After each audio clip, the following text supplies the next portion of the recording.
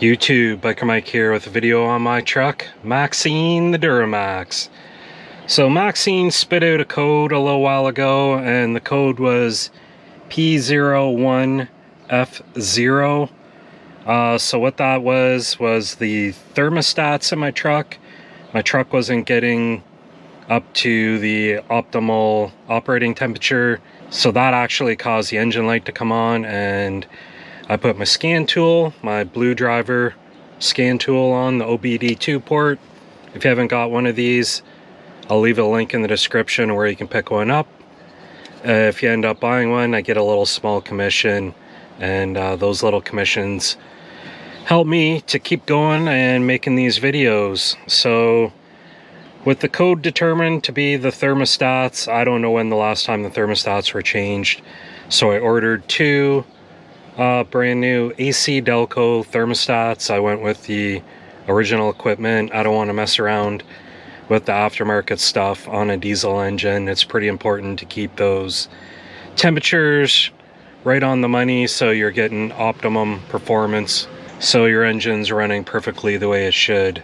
So with it determined that I needed the thermostats, I got them ordered up, and I thought, well, it probably wouldn't be that big of a deal to have the dealer or my mechanic at his local shop change this out. But they both quoted me 2.5 hours to change these thermostats. Now, I get it, they're charging by the book, and you never know what you're going to run into working on vehicles, but I just couldn't really justify a couple $100 in labor or more, plus taxes, to do this job. I was kind of frustrated with that. But again, I don't blame them. They got to run their shops. I understand it, but I was pretty sure I had the abilities to do this.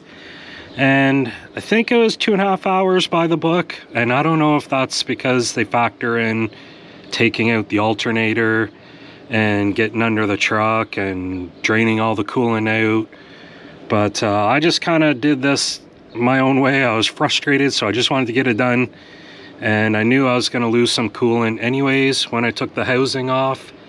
So I didn't even drain the coolant. I just put some catch cans under the truck and let whatever spill out and spill out into the catch cans, and then whatever else was left on the motor, I just rinsed it off after.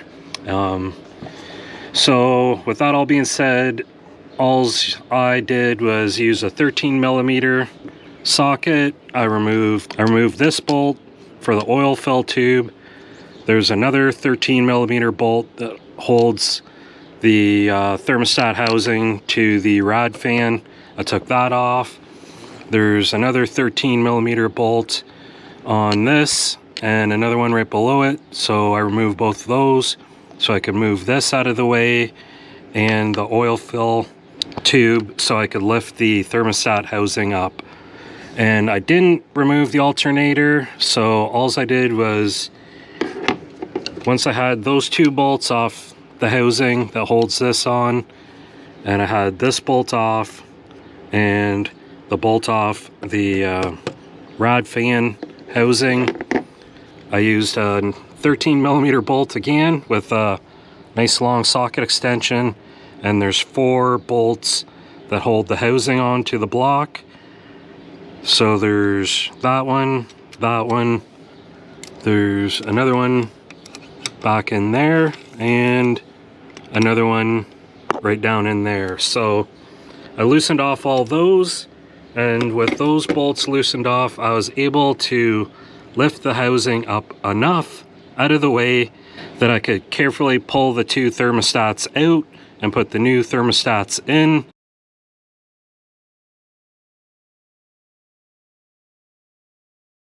And then set the housing back down and tighten up the bolts and put it all back together. So that only left me with refilling the coolant I lost. So I just ran down to the local parts store and got some pre-mixed Dexcool and topped up the reservoir. So it's just this side that fills up, and you want to keep it at least at the minimum. And as I was filling it up, I just squeezed the upper rad hose to help bleed out the air, and took it for a test drive, and everything was fine. And then after the test drive, I just want to keep an eye on the coolant level to make sure it stays up at the proper level it's supposed to be at. So yeah, that's a pretty simple job. I think it took me like 15 or 20 minutes to change out the thermostats, and I saved myself probably $200 or $300. So if you're thinking of if you can do this or not, it's definitely easy. Obviously you can take it all the way apart if you feel the need to, but I didn't feel the need to. Everything's sealed back up properly. All the thermostats come with new gaskets, so I wasn't worried about that. And before the engine light came on, I drove around for quite a while just noticing that the temperature gauge wasn't getting back up to where it used to be. It would always be at that 100 degrees Celsius. Not sure what that is in Fahrenheit, but it'd always be floating right around there. And then it kind of dipped down and never really got back up there. It'd always be like right in between those two marks. And that's what caused the engine light to come on. Wasn't getting warm enough. After I changed those thermostats with the AC Delco OEM parts with the OEM temperature on them too. Maybe I'll leave a link in the description where you can get those too.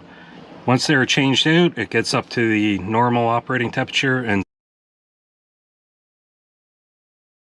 stays there and it never moves. So there you go guys, just a real quick, right to the point video on how to change out those thermostats real quickly without getting too involved, and it really doesn't make that big of a mess. It wasn't that big of a deal. So hopefully you like that video. If you like the video, like the video. Biker Mike out.